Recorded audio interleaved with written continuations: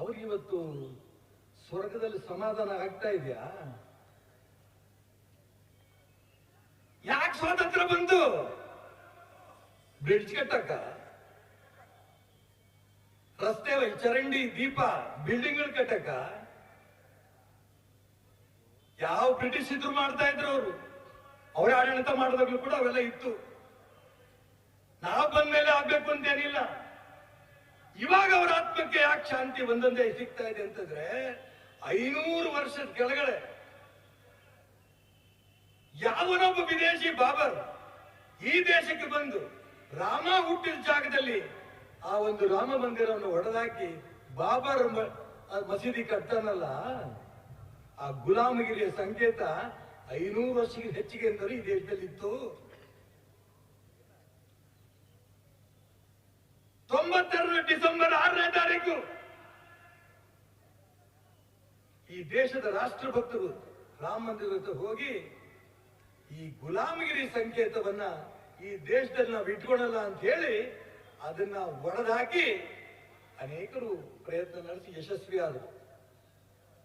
ನಿಜಕ್ಕೂ ನಾವು ಭಾಗ್ಯವಂತರು. ನಾಳೆ 22ನೇ ತಾರೀಕು, ಜನವರಿ 22ನೇ ತಾರೀಕು ಇಡೀ ವಿಶ್ವವೇ ಸಂತೋಷ ಪಡೋ ರೀತಿಯಲ್ಲಿ ಅಯೋಧ್ಯೆಯ ರಾಮ ಮಂದಿರ ಅಧಿಕೃತವಾಗಿ ಉದ್ಘಾಟನೆ ಆಗ್ತಾ ಇದೆಯಲ್ಲ, ಇದನ್ನ ನೋಡಿ ಸ್ವತಂತ್ರಕ್ಕೋಸ್ಕರ ಹೋರಾಟ ಮಾಡಿದಂತಹ ಸ್ವಾತಂತ್ರ್ಯ ಹೋರಾಟಗಾರರ ಆತ್ಮಕ್ಕೆ ಈಗ ಶಾಂತಿ ಸಿಗ್ತಾ ಇದೆ. 75 ವರ್ಷ ಬೇಕಾಯ್ತು.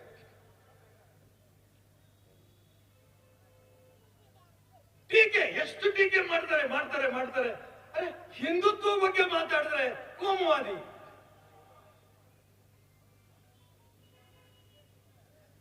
ಸಾಧು ಸಂತರು ಸನ್ಯಾಸಿ ಬಟ್ಟೆ ಹಾಕೊಂಡು, ಕಾವಿ ಬಟ್ಟೆ ಹಾಕೊಂಡು ಹೊರಟ್ರೆ ಅವ್ರ ಬಗ್ಗೆ ಹೇಳ್ತಾರೆ ಇವರು ಜಾತಿವಾದಿ. ಯಾರು ಏನ್ ಬೇಕಾದ್ರೆ ಹೇಳಿರಿ, ಈ ಸಾಧು ಸಂತರಿಗೆ ಇಡೀ ಸಮಾಜ ಬಂದು ಕಾಲಿ ಬೀಳೋ ತನಕನೂ ಕೂಡ ನಮ್ಮ ಹೋರಾಟ ಮುಂದುವರೆದೇ ಬರುತ್ತೆ. ಇದ್ರಲ್ಲಿ ಯಾವ ಅನುಮಾನನೂ ಇಲ್ಲ.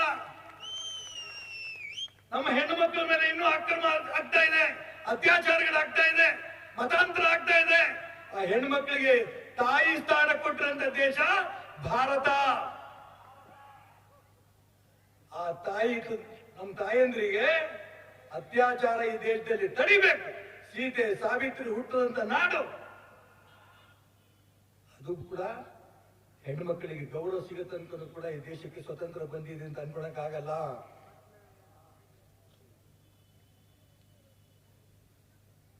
ಜಮ್ಮು ಕಾಶ್ಮೀರ್ ಆರ್ಟಿಕಲ್ 370 ತೆಗೆದಿದ್ದೇನೆ. ಅನೇಕರು ಹೇಳ್ತಾ ಇದ್ರು ರಕ್ತಪಾತ ಆಗ್ಬಿಡುತ್ತೆ, ಇಡೀ ದೇಶದಲ್ಲಿ ರಕ್ತಪಾತ. ಯಾವ ಭೂಮಿ ಅದು? ಜಮ್ಮು ಕಾಶ್ಮೀರ್ ಭಾರತದ್ದು. ಇವನ್ ಪಾಕಿಸ್ತಾನವೂ ಭಾರತದ್ದೇ. ಅಖಂಡ ಭಾರತ ಇದ್ದಂತ ಸಂದರ್ಭದಲ್ಲಿ ಜಿನ್ನಾ ಅಂತ ಒಬ್ಬ ವ್ಯಕ್ತಿಗೆ ಬಗ್ಗಿ ಈ ದೇಶದಲ್ಲಿ ಹೇಗಾರು ಮಾಡಿ ನಾವು ಆಡಳಿತ ಮಾಡಬೇಕು ಅಂತ ಕೆಲವು ಸ್ವಾರ್ಥ ರಾಜಕಾರಣಿಗಳು ದೇಶವನ್ನ ಇಬ್ಬಾಗ ಮಾಡಿದ್ರು. ಹಿಂದೂಸ್ತಾನ್ ಪಾಕಿಸ್ತಾನ ಆಯ್ತು.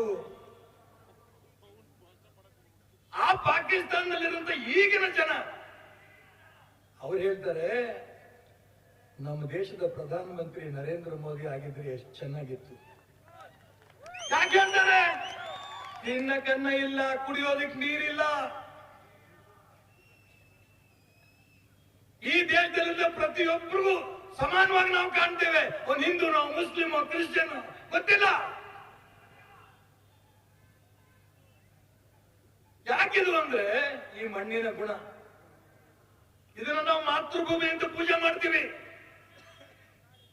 ಬಹಳ ಜನ ಇದನ್ನ ಮಣ್ಣನ್ನು ಒಪ್ಪಲ್ಲ, ಮಾತೃಭೂಮಿ ಅನ್ನಲ್ಲ. ಭಾರತ ಮತ್ತು ಪಾಕಿಸ್ತಾನ ಕ್ರಿಕೆಟ್ ಮ್ಯಾಚ್ ಆದ್ರೆ ಪಾಕಿಸ್ತಾನ ಗೆದ್ರೆ ಈ ದೇಶದಲ್ಲಿ ಪಟಾಕಿ ಹೊಡೆಯುವಂತ ಜನ ಇನ್ನೂ ಬದುಕಿದ್ದಾರೆ. ಈ ದೇಶದಲ್ಲಿ ನಿಮ್ಗೆ ಜಾಗ ಇಲ್ಲ. ಇವತ್ತಿಲ್ಲ ನಾಳೆ ನಿಮ್ಮ ಬಾಯಲ್ಲೂ ಕೂಡ ಹಿಂದೂಸ್ತಾನ್ ಜಿಂದಾಬಾದ್ ಅಂತ ಘೋಷಣೆ ಬರಲೇಬೇಕು. ಇದರಲ್ಲಿ ಯಾವ ಅನುಮಾನ ಇಲ್ಲ. ಇಲ್ಲಿ ಅನ್ನ ತಿಂದು, ಇಲ್ಲಿ ಗಾಳಿ ಕುಡಿದು ಪಾಕಿಸ್ತಾನ್ ಜಿಂದಾಬಾದ್ ಅಂತ ಕೂಗ್ತೀರಿ, ಇದು ಸಾಧ್ಯ ಇಲ್ಲ. ಈ ರೀತಿ ಅನೇಕ ವರ್ಷಗಳಿಂದ ಕೂಗಿದವರಿಗೆಲ್ಲ ಬೆಂಬಲ ಕೊಟ್ಟು ಕೊಟ್ಟು ಕೊಟ್ಟು ಕೊಟ್ಟು ಅನೇಕ ಸರ್ಕಾರಗಳು ಹೋದು ಈಗ ರಾಷ್ಟ್ರಭಕ್ತರ ಸರ್ಕಾರ ಎಲ್ಲ ರಾಜ್ಯಗಳಲ್ಲೂ ಬರ್ತಾ ಇದೆ. ನಾನು ಇಷ್ಟು ಮಾತ್ರ ಹೇಳಬಲ್ಲೆ, ನನಗೆ ಯಾವಾಗಲೂ ನೆನಪಿರುತ್ತೆ ಛತ್ರಪತಿ ಶಿವಾಜಿ ಮಹಾರಾಜರ ಒಂದು ಘಟನೆ. ತಾಯಿ ಜೀಜಾಬಾಯಿ ಜಾಕೆಟ್ ಹಾಕೊಂಡಿರಲ್ಲ, ಬರೀ ಸೀರೆನೇ ಹೊತ್ಕೊಂಡು ಹೋಗ್ತಾರೆ. ಛತ್ರಪತಿ ಶಿವಾಜಿ ಮಹಾರಾಜರು ಕೇಳ್ತಾರೆ ತಾಯಿ ಜೀಜಾಬಾಯಿ, ಯಾಕಮ್ಮ ಜಾಕೆಟ್ ಹಾಕಿಲ್ಲ ಯಾಕೆ ಅಂತ. ಆ ತಾಯಿ ತೋರಿಸ್ತಾಳೆ, ನೋಡು ಆ ಗುಡ್ಡ ಇದೆಯಲ್ಲ, ಆ ಗುಡ್ಡದ ಮೇಲೆ ಹಸಿರು ಧ್ವಜ ಹಾರ್ತಾ ಇದೆ. ಆ ಧ್ವಜವನ್ನ ನೀವು ತಂದುಕೊಟ್ರೆ ಅದರಲ್ಲಿ ನಾನು ನನ್ನ ಜಾಕೆಟ್ ಹೊಲಿಸ್ಕೋತೀನಿ. ಯಾವ ತಾಯಿ ಈ ಮಾತನ್ನು ಹೇಳ್ತಾಳೆ? ಛತ್ರಪತಿ ಶಿವಾಜಿ ಮಹಾರಾಜ್ ಜೊತೆ 4 ಜನ ಯುವಕರಿದ್ರು. ಆ ಮೊಘಲರ ಹತ್ರ ದೊಡ್ಡ ಸೈನ್ಯ ಇತ್ತು. ಅದರ ಅರ್ಥ ಏನು? ನೀನ್ ಪ್ರಾಣ ಹೋದ್ರೂ ಚಿಂತೆನಿಲ್ಲ, ಈ ದೇಶದಲ್ಲಿ ವಿದೇಶಿ ಸಂಸ್ಕೃತಿ ಇರ್ಕೂಡ್ದು, ಭಗವಾ ಧ್ವಜ ಹಾರಬೇಕು ಅನ್ನೋ ಅಪೇಕ್ಷೆ ಆ ತಾಯಿ ಜೀಜಾಬಾಯಿ ಹೇಳಿದಾಗ ಅವತ್ತೇ ತೀರ್ಮಾನ ತಗೊಂಡ್ರು ಛತ್ರಪತಿ ಶಿವಾಜಿ ಮಹಾರಾಜರು. ಯಾರು ಆ ಗುಡ್ಡದ ಹತ್ರ ನುಗ್ಗಿದಾಗ ಅನೇಕರು ಅಡ್ಡ ಬಂದ್ರು. ಈ ಯುವಕರು ಗುಂಪನ್ನು ಕರ್ಕೊಂಡೋಗಿ ಅಡ್ಡ ಬಂದಂತ ಎಲ್ಲ ದ್ರೋಹಿಗಳಿಗೆ ಕೊಂದಾಕಿ ಆ ಧ್ವಜವನ್ನ, ಹಸಿರು ಧ್ವಜವನ್ನ ತಂದು ಜೀಜಾಬಾಯಿ